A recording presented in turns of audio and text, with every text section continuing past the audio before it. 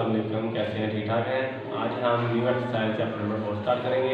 इसमें हम जुज़वी कसरों के बारे में पढ़ेंगे, जिसे हम इंग्लिश में पार्शियल फ्रैक्शन कहते हैं। कसरों को हमने एक या दो से ज़्यादा कसरों में कैसे हम तोड़ सकते हैं ये हम बताएंगे। Simple let's start. सबसे पहले कसर क्या होती है? कसर होती है दो अदाद, जैसे ये दो अदाद है 4 और 5, ये एक मिसाल है, और ये 5 और 4 इन दोनों के दरमियान जो निस्बत है वो ये बार के साथ आ रही है, इसको हम बोलते हैं कसर। ठीक है, ये है अदाद के दरमियान। यहाँ दो अलजबरी जुमलों की निस्बत, ये दो अलजबरी जुमले हैं। ठीक है, एक ऊपर वाला जुमला है उसको शुमार गुंदा, और नीचे वाला इसको मुखरज, ठीक है, को कसर कहते हैं। जो निस्बत हम किसे कहते हैं? इससे बार को। मिसाल ये मैंने आपको समझ दी हुई है। आगे फिर कसर जो है वो नातक कसर हो सकती है। ठीक है, नातक कसर क्या होती है कि nx/dx। nx को हम उर्दू में बोलते हैं शुमार गुंदा और इंग्लिश में बोलते हैं नोमिनेटर, और dx का इंग्लिश में कहते हैं डिनोमिनेटर और उर्दू में इसका तर्जुमा है मुखरज। ठीक है, किस्म का जुमला नातक कसर कहलाता है। मिसाल ये जैसे मैं लिखा हुआ है 2x divided by x minus 1x, ये एक कसर है, लेकिन ये कौन सी कसर है? नातक कसर है। और इसके बाद नातक कसर की कितनी किस्म है? दो किस्म है। पहली किस्म है वाजिब कसर, जिसे हम प्रॉपर फ्रैक्शन कहते हैं, और नातक को हम बोलते हैं रैशनल फ्रैक्शन। ठीक है, वाजिब कसर की डेफिनेशन, अगर किसी नातक कसर जो रैशनल फ्रैक्शन है उसके शुमार गुंदा और मुखरज में, शुमार गुंदा और मुखरज मतगय्यर x में कसीर रकमिया बोलते हैं दो या दो से ज़्यादा रकमों मुश्तमिल हों, और कसीर रकमी शुमार गुंदा का दर्जा जो ऊपर वाली है उसकी जो कीमत है कसीर रकमी मुखरज से कम हो। जैसे यहाँ है, ये ऊपर शुमार गुंदा है, इसकी कीमत दर्जा पावर x की 2 है मतगय्यर की, और इधर 3 है नीचे मुखरज में, ऊपर छोटी है नीचे बड़ी है, इसका मतलब है कम हो। जबकि dx जो है डिनोमिनेटर वो 0 के बराबर नहीं होना चाहिए, मतलब ये 0 के बराबर ना हो, तो ऐसी कसर वाजिब कसर कहलाती है। ये मैंने मिसाल आपके सामने पेश की है।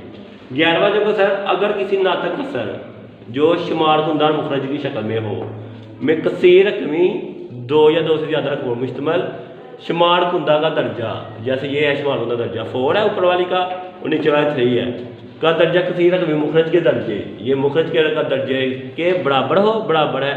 इधर बराबर वाली मैंने मिसाल ले दी, इधर आप 4 कर लें, यहाँ 4, हाँ इधर बराबर हो, जैसे इसकी 1 और इसकी 1 बराबर है मतगय्यर की, यहाँ ज़्यादा हो, यहाँ पर ज़्यादा है, ऊपर शुमार गुंदा की 4 है, इधर मुखरज की 3 है, तो ये ज़्यादा हुई और ये कम है, इधर ये दोनों बराबर हो, दोनों की मिसालें हैं। तो ऐसी कसर को गैर वाजिब कसर कहते हैं। मिसाल के तौर पर ये मिसालें आपके सामने। ठीक है, अब हम चलते हैं क्वेश्चन की तरफ। सबसे पहला हमारा क्वेश्चन है 7x - 9 divided by x + 1 x minus, हम इसे लिखेंगे फर्ज करेंगे, ये टाइप 1 का क्वेश्चन है। ठीक है, टाइप 1 फर्ज करेंगे, ये जो हमारे पास कसर है उसको हमने, ये एक वाजिब कसर है क्योंकि ऊपर पावर x की 1 है और नीचे जब ये दोनों मल्टीप्लाई हो गए तो x की पावर आ जाएगी 2, तो इसको हम वाजिब कसर के तरीके से हल करेंगे। फर्ज करेंगे ये जो फ्रैक्शन है इसको हम लिखेंगे a के नीचे लिखेंगे x + 1 को, और b के नीचे लिखेंगे x - 3 को, इसका नाम रखेंगे क्वेश्चन नंबर 1। ठीक है, सबसे पहले हमने इसको तोड़ दिया, फर्ज कर दिया कि ये दो कसरे हैं, तो हमने इधर लिखना है मसावा दोनों, इसको हमने ना सॉल्व करना है थोड़ा सा। 7x - 9 x + 1 x - 3, इधर हम लेंगे एलसीएम दो आफ्टर x + 1, ये दोनों डिफरेंट है, दोनों आपस में मल्टीप्लाई होंगे। ये जो x + 1 है, x + 1 से कट गया तो x - 3 बच गया, इधर से x - 3 वाली कट गई, इधर से हमारे पास x + 1 बच गया। तो नीचे आप देख सकते हैं दोनों के डिनोमिनेटर सेम है, दोनों कटिंग हो गई, जिसको हम मुखरज बोलते हैं। 7x - 9 इक्वल आ गया ax - 3 + bx + 1। तो ये जो कटिंग करने के बाद हमारे यहाँ ये इसको बोल रहे हैं क्वेश्चन नंबर 2, सवाल नंबर 2। अब हमने इनको यूज करना है बारी बारी, और इधर पुट करनी कीमत। ठीक है, सबसे पहले हम लिखेंगे पुट x + 1 इक्वल है 0 रखेंगे, मसला तो 0 फैक्टर की मदद से, तो ये आ गया +1 है, तो इधर आ गया जगह -1, इसको हमने दर्ज करना है इन क्वेश्चन नंबर 2। अब इधर हम करने लगे हैं, x की जगह रखेंगे हम -1, इधर भी -1 रखेंगे। जब इधर -1 रखेंगे तो ये सारी खत्म हो जाएगी, मतलब एक वैल्यू से एक ही वैल्यू आएगी, जैसे हम बी वाली खत्म हो गई है, इधर -7 आ गया, -9, इसको ऐड किया दोनों को -3 -4, माइनस दोनों को ऐड किया -16, तो यहाँ आ गया -4 इधर -4 मल्टीप्लाई हो रहा है, इधर आगे हो जाएगा डिवाइड, माइनस माइनस कटिंग हो गया, 4 1 टाइम 4 4 टाइम 16, तो a की वैल्यू आ गई 4। अब सिमिलरली यही काम हम क्वेश्चन नंबर 2 के साथ दोबारा करेंगे इस वैल्यू के साथ। पुट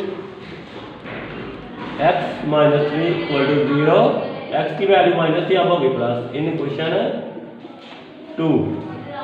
अब हम इस क्वेश्चन 2 में दोबारा जहां पर x है उसकी जगह रखेंगे प्लस का 3, ठीक है। तो इधर आ गया x की 3 -9, इधर आ गया 3 -3, 3 + 1, अब ये 0 हो गया, एक मरतबा b वाली 0 हुई थी, अब ये वाली खत्म हो गई, b की निकले 7 3 बार 21, और 3 और 1 प्लस किया 4 आ गया, 21 में से 9 माइनस किया तो ये हमारे पास आ जाएगा 12। तो इधर आ गया 4b, 4 मल्टीप्लाई हो रहा है, इधर आके डिवाइड, 4 1 टाइम 4 3 टाइम, तो हमारे पास जो b की वैल्यू है वो आ गई 3।